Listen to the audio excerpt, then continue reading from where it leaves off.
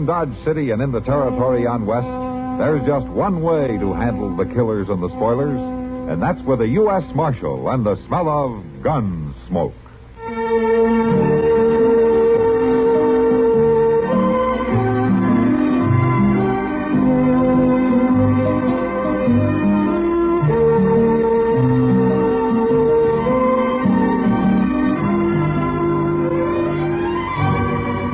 Gunsmoke, starring William Conrad, the story of the violence that moved west with young America, and the story of a man who moved with it.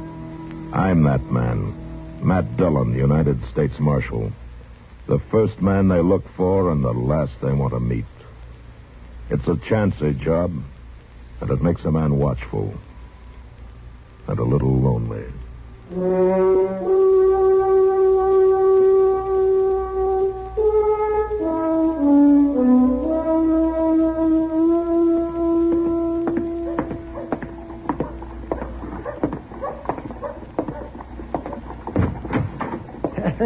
Matt? You here? Yeah, I'm here, Doc. Come on in. Oh, well, how come you're in bed so early?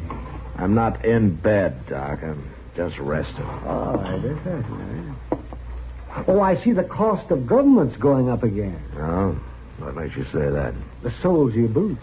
They're worn almost through. I don't care. What's the matter? Aren't you feeling good? Sure, I feel fine, Doc. I always lie in bed till noon. Well, it just doesn't look right for you to be like this.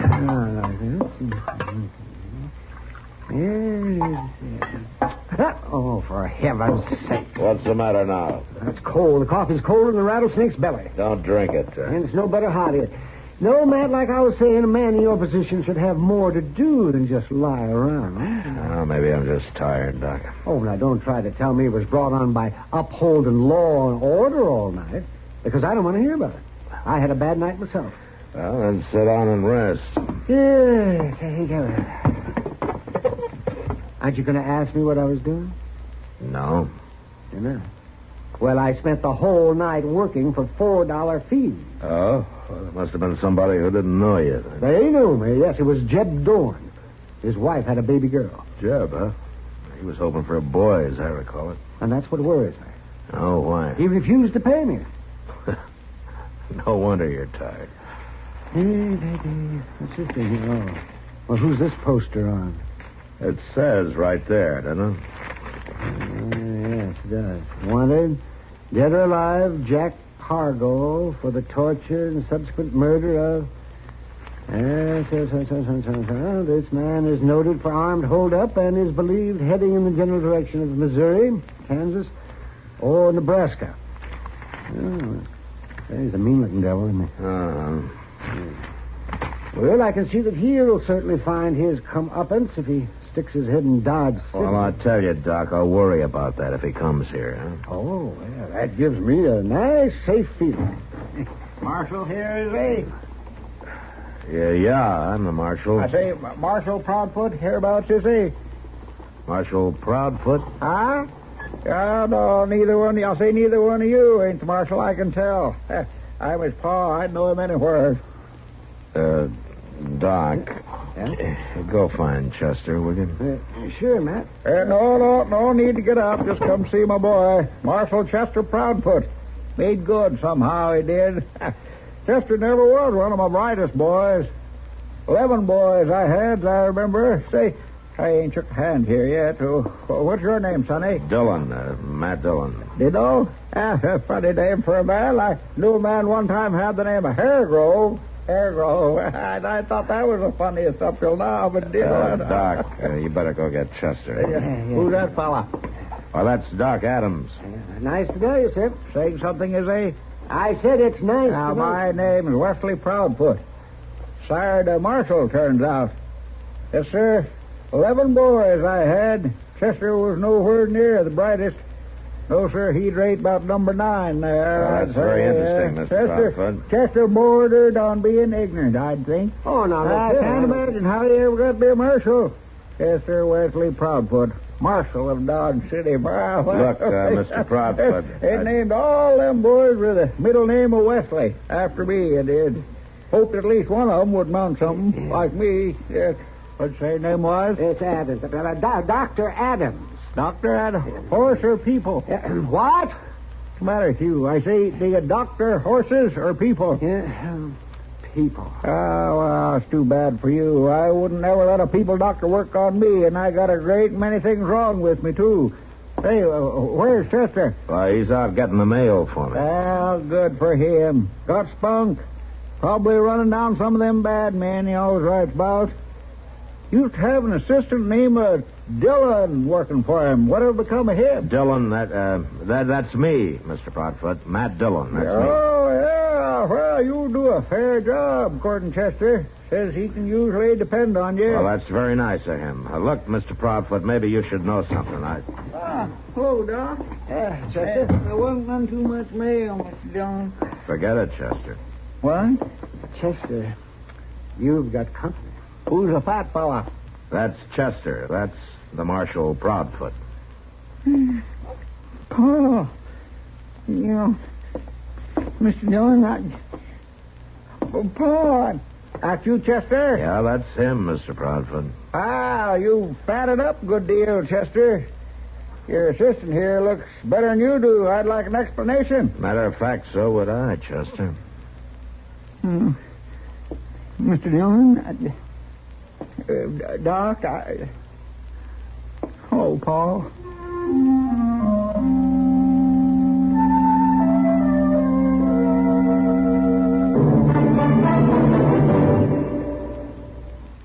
Now, some folks, I guess, think that stamps are just for licking. And some go in for that philately stuff. You know, looking for misprints and hard-to-get ones. But me, well, I just collect them for fun. But I learn a lot that way, and maybe you can, too. Now, that's 'cause our United States stamps all got the stamp of history on them. If you got a minute, I'll open my album here, and I'll show you what I mean. Let's see here.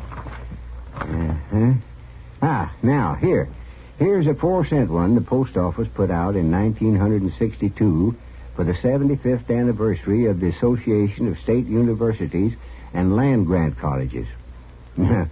I ain't had any of that higher education myself, but I know it's mighty important in making your way these days, and you're never too old to learn. No, even from stamps. Found out from this one that Abe Lincoln signed the Land Grant Act into law during the Civil War. Now, that act still gives the money from sale and use of public lands to help make 68 colleges and universities some of the biggest and finest we've got. And seeing as how they turned out 25 of our 42 living Nobel Prize winners, I guess you could just say it's paid off real good.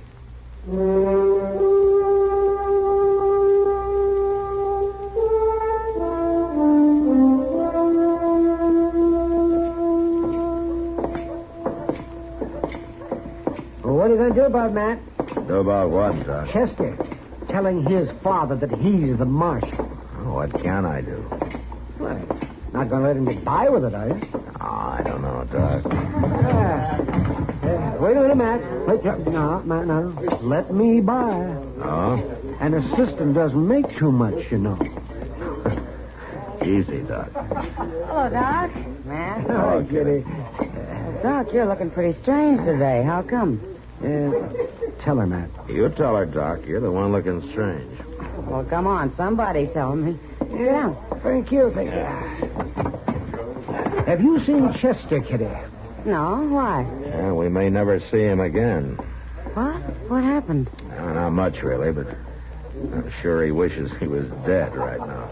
Oh, what's this all about? Chester's father came to town today. Well, what's so terrible about that? He thinks Chester is the marshal here. What? Yeah, that's right, Kitty. Chester wrote to his father, and he probably stretched the truth a little bit, like we all do sometimes. Oh, no.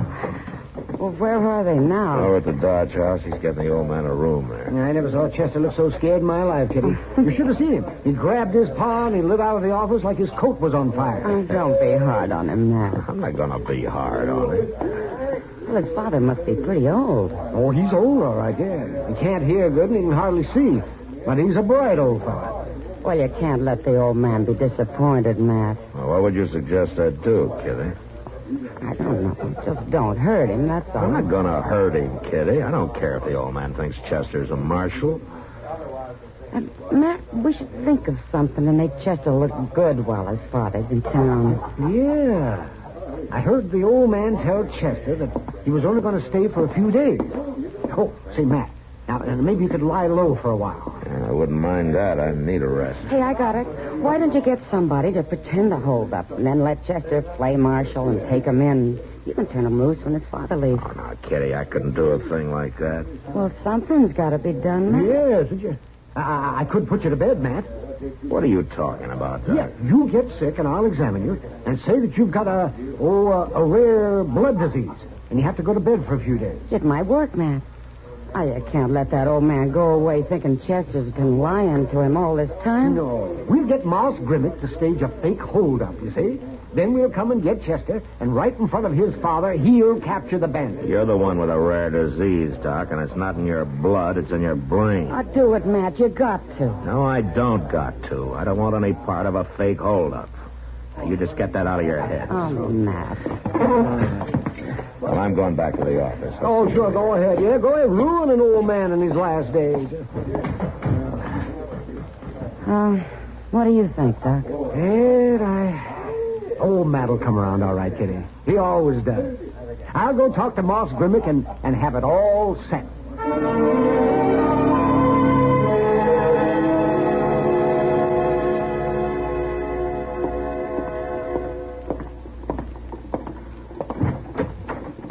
Anybody here? I say, anybody in here with you? Oh, there you are, Dillon. Took to your bed kind of early, didn't you? It ain't but 4 o'clock. Hello, Mr. Proudfoot. Where's Chester? Yes. Well, I guess you got such a dead little town on your hands you can do that, you and Chester. I say, where is Chester? Saying something? I said, where's Chester? Don't yell like that. Hurts my ear pans when you bell around like that. Got a pretty big voice on you there, Dillon. What's the matter with you? Feeling poorly, are you? I say feeling poorly, are you? I feel terrible. Too bad. Chester ain't feeling too good neither. Oh? Oh, been lolling around on my bed over at the rooming house all day. Good thing you boys got this dead town on your hands. Yeah. Yeah, people be up the creek with both the marshal and his sister in bed. Ooch over there. I say, ooch over there. Let me take a look at you. Let me look at your eyes. Tell everything about how a man feels by looking to his... Look at me, Dillon. I can't help looking at you. That's Mr. it. Proudfoot. That's coming. Yes, sir. You've got bad eyes there, Dillon. That one in particular. You got a good voice, but bad eyes. Them eyes reminds me of Chester's Uncle Hector. Last time he looked all slack-jawed like that, he died the next day. Huh? What say? Nothing. I didn't say anything. Oh, thought you talked. No. Yes, sir. Hector was Chester's fighting uncle. Reckon that's where Chester gets all his get up and go. Uh-huh. Yes. Was some different, though. Hector fought again the law, Hector did.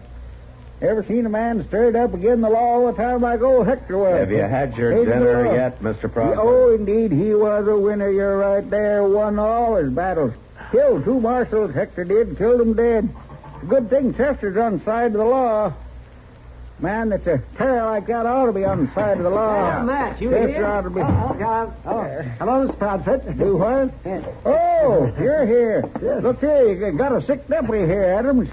Better go get a horse doctor and get him straightened out. What are you doing in bed, Matt? I'm in bed because I'm sick, Doc. Did you ever hear of anything like that? You're sick? Uh-huh. You are, Matt? Oh, say, that's fine. Yeah, well, I figured you'd think so. Doc, would you do me a favor and take Mr. Proudfoot out to dinner? Anything, just get him out of here. Yeah, sure, Matt. You bet. Oh, hey, your eyes look kind of beady there. Yeah, well, we've been through all that. Well, if I didn't know better, I'd say that you had a fever. Adams, I say you got a sick boy there, Adams. Doc, would you go right now? Yeah, okay. Oh, sure. Mr. Proudfoot, you come with me. Come with me, Mr. Proudfoot. I'll take you to dinner. Dinner? No, too early for dinner. Take a little glass of Dutch water with you, though, but don't let on Chester, will you? Yes. I'll see you later, Matt, and I'll let Kitty know you're with us. Oh, fine, Doc. Good. Yeah. You let Kitty know I'm with you. Yes, you just fine. go. Yes, sir, Adams. That boy there is sicker than a pig. Let Kitty know I'm with you. Doc! Doc, you come back here!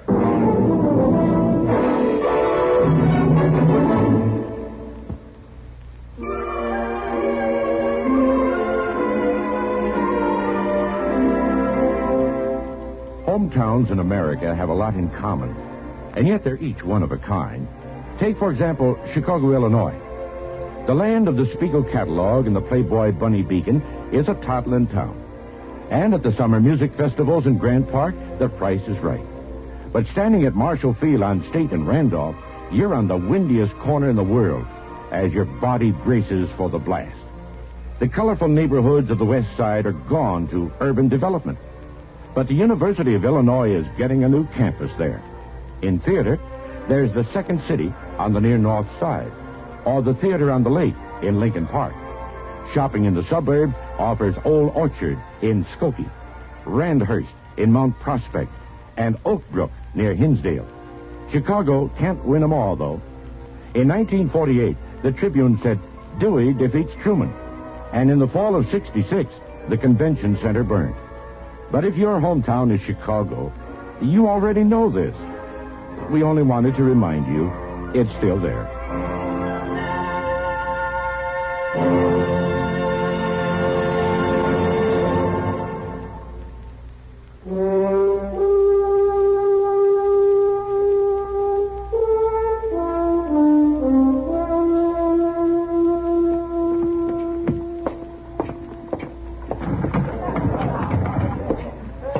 Coming, yes, sir. You got bad eyes there, Dillon. That one in particular. Looking at all the eating houses for him. He's got Chester's father with him. I got to stop him. Stop him from what? From that fool idea that you and he had. What do you mean, fool idea? Doc came by and said it was on, that you were playing sick and fed. Kitty, I was in bed because I really was sick, and I still am sick. Have you and Doc lost your senses? Well, we're just trying to help Chester, that's all. Now, look, what if somebody else sees that hold-up Moss Grimmick is staging? How do they know that he's just playing games? Huh? Doc and I aren't going to let anybody get hurt, Matt. And you know Chester, he'll play along all the way. That's exactly what I'm afraid of. Hello, Kitty. All set, Kitty. Hello, Matt. Oh, you're on your feet for the fun. You call this thing off right now, Doc. Oh, no, it's too late, Matt. Chester and his father up at the Dodge House in exactly 3 minutes from now. Moss Grimmick is going to rush up there and say there's a hold-up at the livery stable. And I'm putting a stop to it before somebody gets... What's that? Oh, I don't know. It's not time yet. Oh, come on, Doc. You can watch the fun you started. Yes, all right. Come on. You know, something ought to knock your head off for this. Now, Matt, now take it easy, Matt. Marshal Dillon. What? You better hurry. Chester just shot a man at the Dodge House. Good Lord. Come on, let me through here, will you, please? Move aside. Let me through. Stand there. Matt, wait. Look. Chester's sitting on somebody. Chester, what are you doing? Get off of that man. Doc, check that one line over there. I will. My boy, the marshal there. Stand back. He shot and wounded one fella, and we subdued the other one. All right, Him Mr. cold, we Fine. did. Ain't a bad night's work, is it? No, Chester, will you get up? Well, Mr. Dillon, he tried to kill me and Paul. Get up, I said. He's unconscious. Oh, Matt, wait a minute. Look here. What is it, Doc? Look at this man. It's Jack Pargo. What? You know the man on that wanted poster? Yeah, that is Pargo, all right. Matter, Dillon? That fella a friend of yours, is he? He tried to hold up the hotel office here. No, Mr. Proudfoot, it's not a friend of mine. Huh? What say? Anybody catch that comment? Hey, Chester! What? Chester! Hurry up, Chester. There's a hold up at the livery stable. Moss, Oh, go.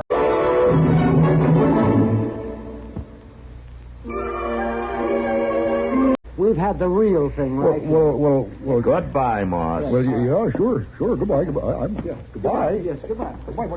Now, fella, come here. Notice something here, did you, Dillon?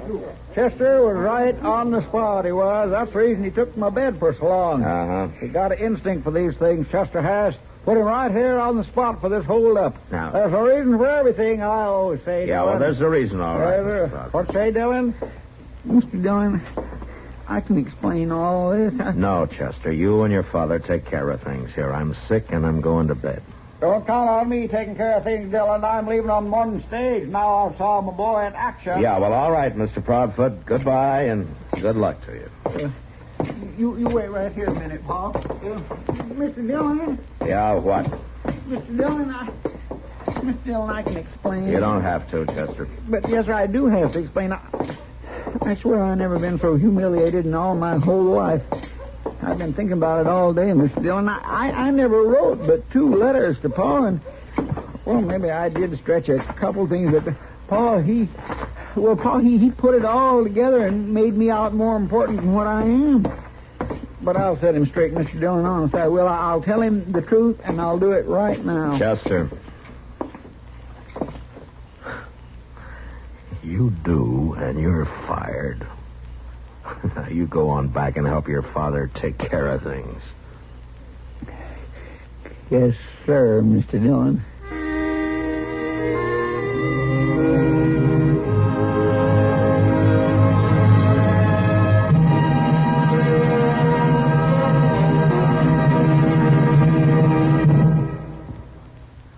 When I want an example of how a term or phrase is used, I generally find a colorful example in some speech of that old political character, Elijah Cuddlestone. For instance, now I admit, I say, of course, I'm a grassroots candidate. I work from the bottom up. That is, I get down to the basics of a matter, down to the grassroots. Now, I want to know how you're my people, and I insist on knowing how you might be affected. That is why you elected me, because I am one of you, and it's like I say, I am elected by you and working for you. Well, getting down to grassroots seems to be what politicians and office seekers report themselves as doing most any time, but more especially preceding an election. It's a folksy American phrase that simply means getting down to the underlying principles or basic facts of a matter, and may be used at any time by anyone. The actual origin of the phrase is unknown, but its reported usage predates 1885.